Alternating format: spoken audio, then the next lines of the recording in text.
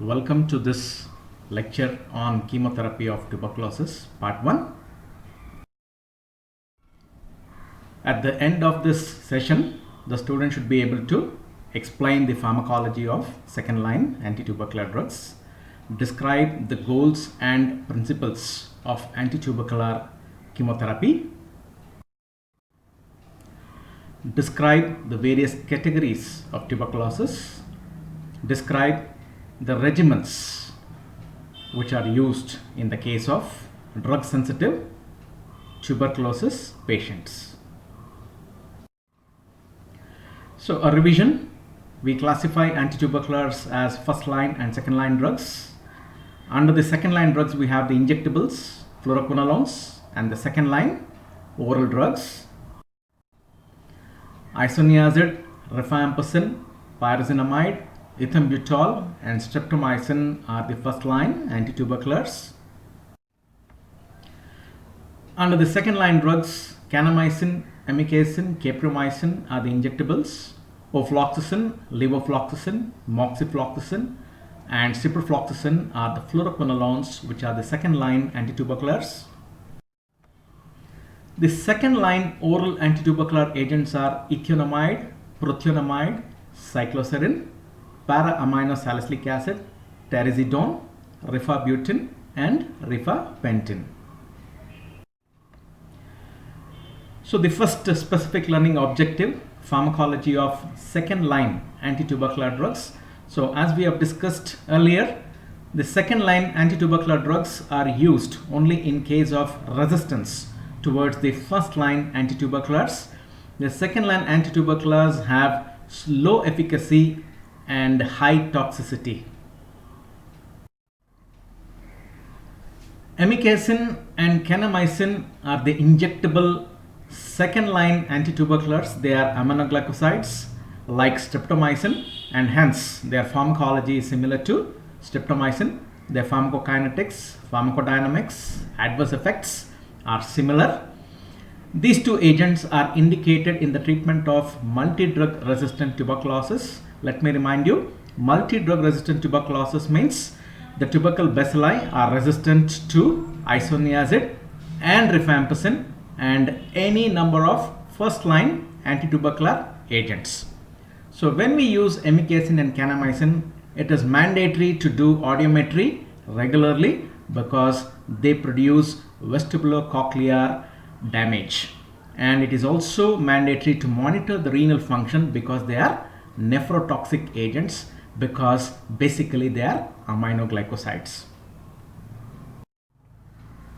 So amikacin and kanamycin are the injectable aminoglycosides, which are second-line antituberculars. The third injectable is capreomycin. It sounds like an aminoglycoside, but it is chemically different, but it has the same toxic effects as aminoglycosides, nephro and ototoxicity, and it is also preferred in the treatment of drug-resistant tuberculosis. Capreomycin injectable second-line antitubercular. Now coming to fluoroquinolones, which are also second-line antituberculars just because they are indicated in MDR tuberculosis. Amongst all the fluoroquinolones, we use moxifloxacin, levofloxacin, ofloxacin, and ciprofloxacin. That is according to their efficacy. Moxifloxacin is the most efficacious, and they are very valuable antituberculars in MDR tuberculosis. They should always be included in the regimens when we are treating multi-drug resistant tuberculosis because they are orally useful, they have good penetration, they enter into the macrophages and kill the intracellular tubercle bacilli, and they have excellent tolerability. Moxifloxacin, levofloxacin, ofloxacin, and ciprofloxacin. Fluoroquinolones are also used in the treatment of atypical mycobacterial infections like mycobacterial avium intracellular infections, which is seen in AIDS patients because they are immunocompromised. Now coming to the second line oral antitubercular drugs, ethionamide and prothionamide can be used interchangeably. They have a mechanism of action similar to isoniazid. They interfere with mycolic acid synthesis. The mechanism of resistance to ethionamide and prothionamide is also similar to that of isoniazid. These two agents, because they are second line, they are indicated in multi-drug resistant tuberculosis. They are also useful in atypical mycobacterial infections.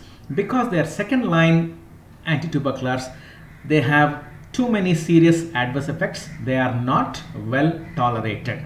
Their efficacy is definitely less than the first line antitubercular agents. Ethionamide and prothionamide tablets. Coming to cycloserine and terizidone. Cycloserine is obtained from Streptomyces orchidaceus. Terizidone is a combination of two cycloserine molecules. They are used interchangeably, and both these agents are indicated in multi-drug resistant tuberculosis. They are having too many adverse effects. They are not well tolerated. Neurotoxic effects, neuropsychiatric effects. Pyridoxine is used to overcome the neurotoxicity seen with these agents. Cycloserine and terizidone tablets and capsules. Para-aminosalicylic acid is also a second line oral antitubercular agent. It is similar to sulfonamides, interferes with the folate synthetase enzyme. It is indicated in drug resistant tuberculosis. It is used in multi-drug resistant tuberculosis when the other agents which are used are not well tolerated or their response is not sufficient. Of course, this is also not well tolerated.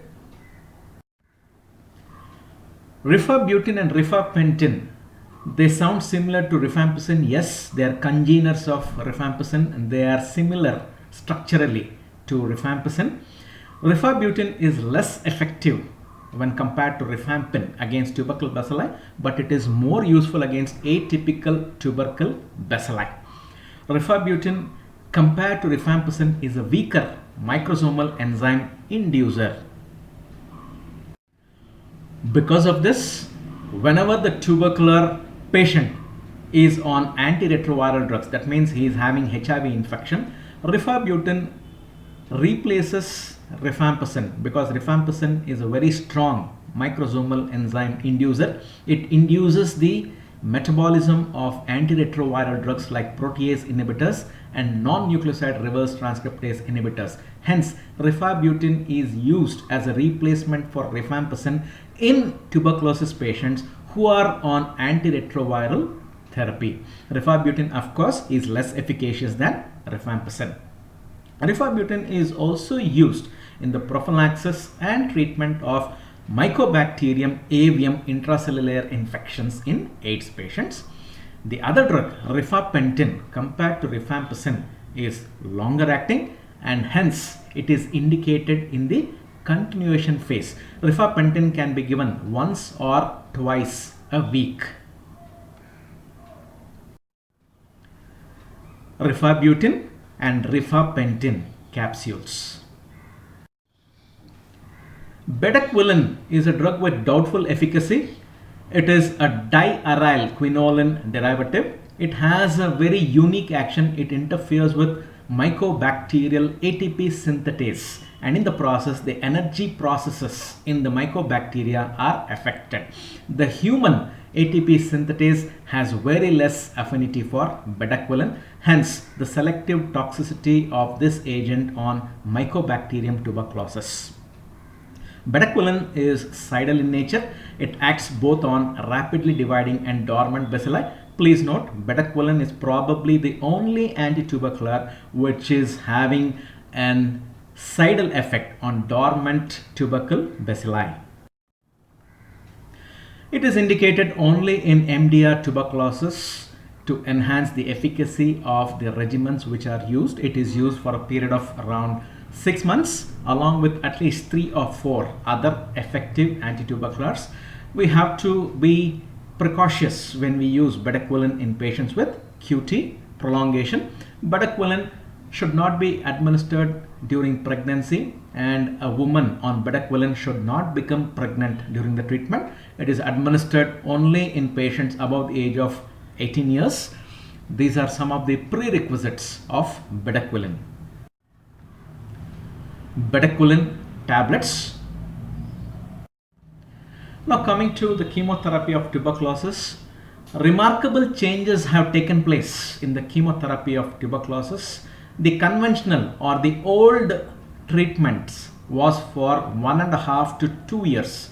That has reduced to 6 to 9 months in what is called as a short course chemotherapy. This is in accordance to the guidelines given by the World Health Organization in 1995.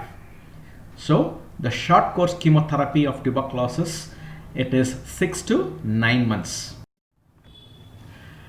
In 1995, the WHO announced the short course chemotherapy with multiple drugs is possible with tuberculosis under what is called as DOTS, directly observed treatment short course chemotherapy. This was in 1995. In 1997, the categorization of the patients was done to select the appropriate regimens.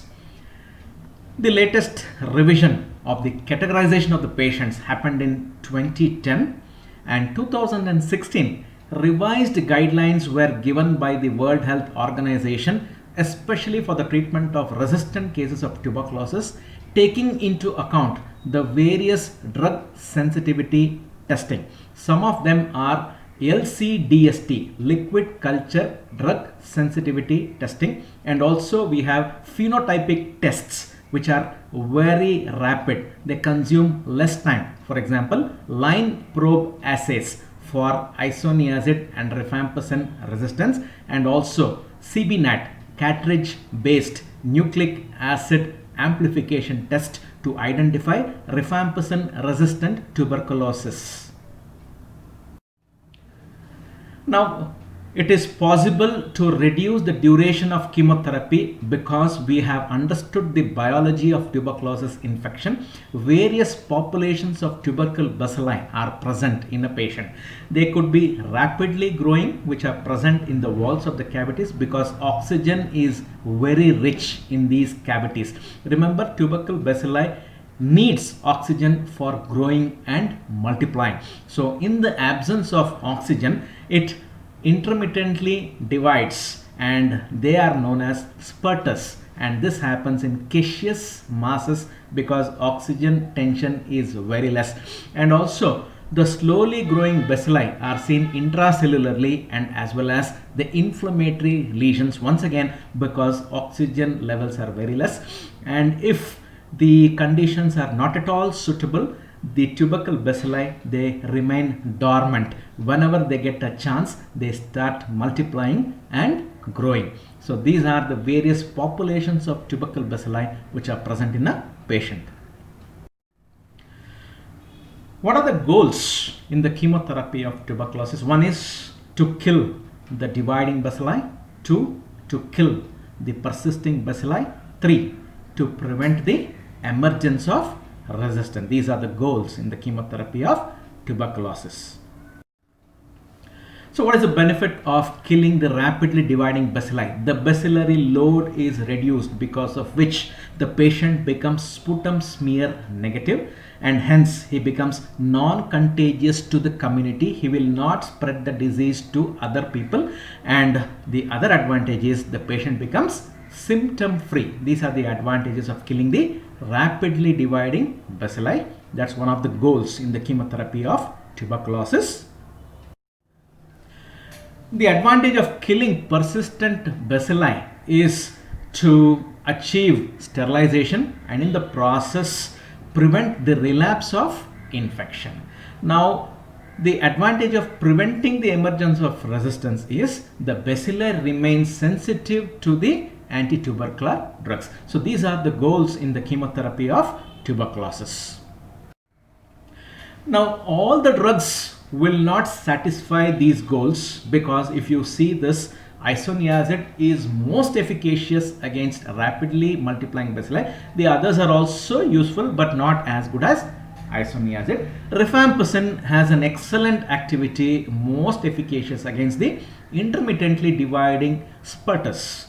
Pyrazinamide, on the other hand, is efficacious against intracellular and bacilli which are present at inflammatory lesions. Hence, it is used in the first few months of the infection when inflammation is very high. Streptomycin, on the other hand, being an aminoglycoside, it ionizes in solution, will not cross the biological membrane. Hence, it is useful only against extracellular bacilli. What are the principles of chemotherapy of tuberculosis? We should never use a single drug in the treatment of tuberculosis. It is multi-drug treatment in tuberculosis. Please remember, this is because at any given stage in any given population, some of the bacilli are resistant to a single drug. These are called as mutants, and this ranges from 1 in 10 to the power of 8 to 1 in 10 to the power of 6 bacilli. An average patient of tuberculosis will have 10 to the power of 8 to 10 to the power of 10 bacilli. That means a large number of bacilli do not respond to a single drug. So when you use a single drug in the treatment of tuberculosis, these mutants or resistant bacilli, they start proliferating, and gradually a sensitive population is replaced by a resistant one. So emergence of resistance and relapse will be seen in 75% of the patients if we use a single drug. The other important thing is insensitivity or resistance to one drug is independent of resistance to another. For example, if 10 to the power of 6 bacilli are say resistant to isoniazid, only one in those 10 to the power of 6 bacilli will be resistant to rifampicin, and vice versa. So a few bacilli will be resistant to both isoniazid and rifampicin. So such bacilli will be killed by the host immunological mechanisms. So if a patient is having a very high bacillary load, we use 3 or more drugs. And similarly for chemoprophylaxis, when the bacillary load is less, one drug is sufficient. The second principle is, when I use a combination of isoniazid and rifampicin, you get an excellent synergism. So the duration of treatment can be reduced from more than 12 months to 9 months. Now addition of the third drug, pyrazinamide, reduces the duration from 9 to 6 months. And please remember, every antitubercular regimen has what is called as an initial intensive phase and a late continuation phase. Intensive phase and continuation phase. We use 4 to 6 drugs in the intensive phase with the purpose of killing the bacilli. In the process, you render the patient sputum smear negative, render the patient non-contagious, render the patient asymptomatic. Continuation phase is aiming at killing the persisting bacilli, and we use 3 to 4 drugs to prevent relapse. The success of any antitubercular regimen consists of sputum smear negativity, that is called as sputum smear conversion, and also it depends on the 2 to 5 year relapse rate at the end of the treatment. Excuse me. How should we categorize the tuberculosis patients? These are the various categories: drug sensitive tuberculosis, multi-drug resistant tuberculosis, rifampin resistant, monodrug resistant, polydrug resistant, and extensively drug resistant tuberculosis. Drug sensitive tuberculosis means these are new cases of tuberculosis. They have been diagnosed recently. They are not exposed to any anti-tubercular drugs till now. And under drug sensitive tuberculosis, we have another category called the previously treated patients of tuberculosis. That means they have been exposed to the anti-tubercular drugs but less than 1 month. Multi-drug resistant tuberculosis means when the tubercle bacilli are resistant to isoniazid and rifampin and any number of first line anti-tubercular drugs. If the tubercle bacilli are resistant to only rifampin but not isoniazid and probably other first line antitubercular drugs, that means they could be resistant to other first line antitubercular drugs, then we call it as rifampin resistant tuberculosis, and we should treat such patients in the same way as we treat multi-drug resistant tuberculosis. If the bacilli are resistant to one first line antitubercular drug but not to rifampin, then we call it as monodrug resistant tuberculosis. Polydrug resistant tuberculosis is if the resistance is seen to more than one first line antitubercular drug but not to rifampin or isoniazid. And extensively drug resistant tuberculosis means these are multi-drug resistant tuberculosis cases where the bacilli are also resistant to one of the fluoroquinolones and one injectable cidal agent. That means resistance to kanamycin, amikacin or capreomycin. Then we call it as extensively drug resistant tuberculosis.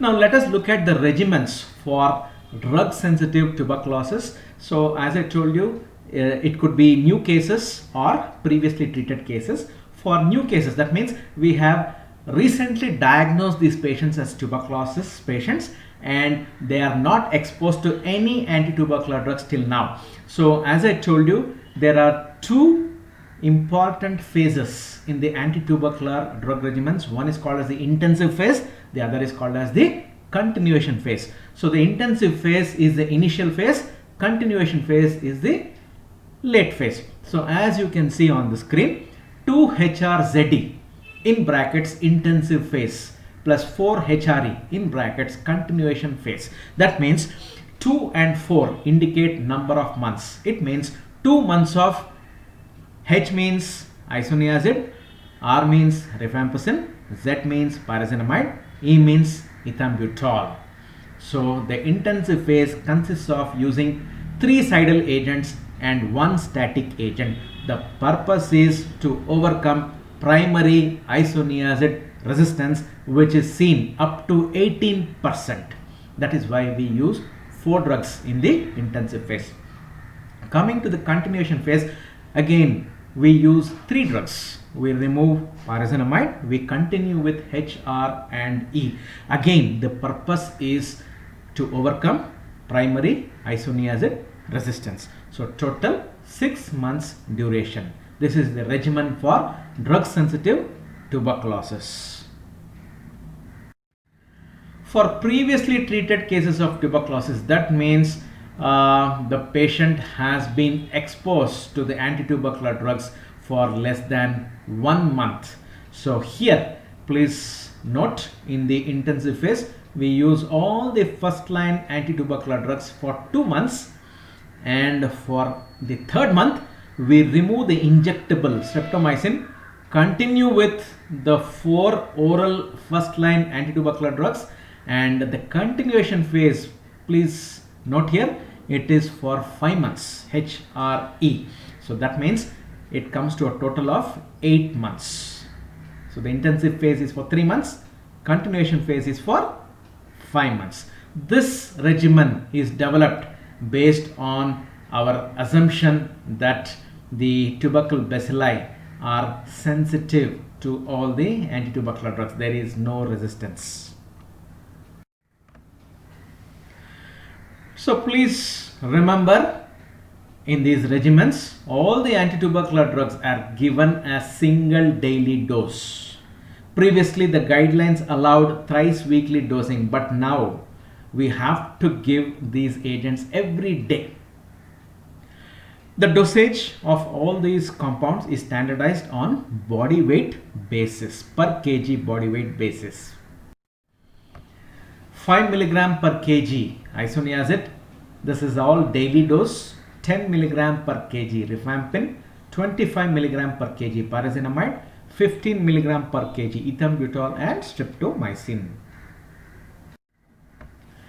Now for better compliance, compliance is very important because the patient has to take the drugs for a long period, 6 to 8 months. So fixed dose combinations are available. The RNTCP has provided FDCs so that the compliance is better, and this also prevents the emergence of resistance since the patient will not forget to take the drugs. Now FDCs are given as number of tablets based on body weight. Let us have a look at the table. So based on the body weight, the number of fixed dose combinations are given. As you can see in the table, for every 15 kgs we have different categories of patients based on the body weight. So 25 to 39 kgs, 40 to 54, 55 to 69, greater than or equal to 70 kgs. So HRZD, this is the orally administered antitubercular drugs, and HRE, again orally administered. The difference here is HRZD is in the intensive phase, HRE is in the continuation phase. So based on the body weight, we give 2, 3, 4 and 5 tablets per day. So each tablet contains a fixed dose combination of HRZD as H 75 milligram, R or rifampin 150 milligram, pyrazinamide 400 milligram, ethambutol 275 milligrams. To summarize, in this lecture we have discussed the pharmacology of second line antitubercular drugs. We have discussed the goals and principles of antitubercular chemotherapy. We have defined and explained the various categories of tuberculosis. We have also studied in detail what are the antitubercular regimens for drug sensitive cases of tuberculosis. So thank you very much for joining me in this lecture session.